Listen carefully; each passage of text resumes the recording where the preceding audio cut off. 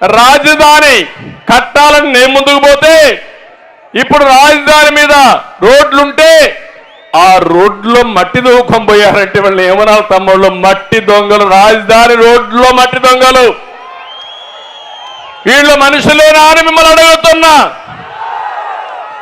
ఇంకో పక్క ఈరోజు మీరు ఒక్కసారి చూడండి, 13 లక్షల కోట్ల రూపాయలు అప్పుంది. ఎవరన్నా బాగా ఆస్తులుండేవాళ్ళు వేరే రాష్ట్రానికి వెళ్ళిపోతారు, ఇక్కడ మిగిలేది పేదవాళ్ళే మిగులుతారు. ఆ అప్పు ఎవరు కట్టాలి? మీరు వాడే నిత్యావసర వస్తువులు, మీరు వాడే పెట్రోల్ డీజిల్, మీరు వాడే కరెంటు, దీని మీదనే ఇవన్నీ పడతాయి.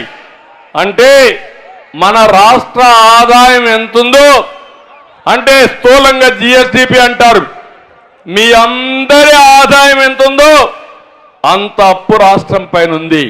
రాజధాని కట్టాలని నేను ముందుకు పోతే ఇప్పుడు రాజధాని మీద రోడ్లుంటే ఆ రోడ్లో మట్టి దూకం పోయారంటే వాళ్ళు ఏమనాలి తమ్ముళ్ళు? మట్టి దొంగలు, రాజధాని రోడ్లో మట్టి దొంగలు. వీళ్ళు మనుషులేనా అని మిమ్మల్ని అడుగుతున్నా. ఇంకో పక్క ఈరోజు మీరు ఒక్కసారి చూడండి, 13 లక్షల కోట్ల రూపాయలు అప్పుంది. ఎవరన్నా బాగా ఆస్తులుండేవాళ్ళు వేరే రాష్ట్రానికి వెళ్ళిపోతారు, ఇక్కడ మిగిలేది పేదవాళ్ళే మిగులుతారు. ఆ అప్పు ఎవరు కట్టాలి? మీరు వాడే నిత్యావసర వస్తువులు, మీరు వాడే పెట్రోల్ డీజిల్, మీరు వాడే కరెంటు, దీని మీదనే ఇవన్నీ పడతాయి. అంటే మన రాష్ట్ర ఆదాయం ఎంతుందో, అంటే స్థూలంగా జిఎస్డిపి అంటారు, మీ అందరి ఆదాయం ఎంతుందో అంత అప్పు రాష్ట్రం పైన ఉంది.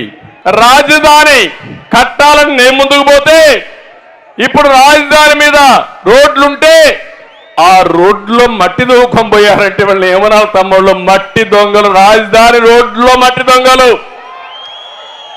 వీళ్ళు మనుషులేనా అని మిమ్మల్ని అడుగుతున్నా. ఇంకో పక్క ఈరోజు మీరు ఒక్కసారి చూడండి, 13 లక్షల కోట్ల రూపాయలు అప్పుంది. ఎవరన్నా బాగా ఆస్తులుండేవాళ్ళు వేరే రాష్ట్రానికి వెళ్ళిపోతారు, ఇక్కడ మిగిలేది పేదవాళ్ళే మిగులుతారు. ఆ అప్పు ఎవరు కట్టాలి? మీరు వాడే నిత్యావసర వస్తువులు, మీరు వాడే పెట్రోల్ డీజిల్, మీరు వాడే కరెంటు, దీని మీదనే ఇవన్నీ పడతాయి. అంటే మన రాష్ట్ర ఆదాయం ఎంతుందో, అంటే స్థూలంగా జిఎస్డిపి అంటారు, మీ అందరి ఆదాయం ఎంతుందో అంత అప్పు రాష్ట్రం పైన ఉంది.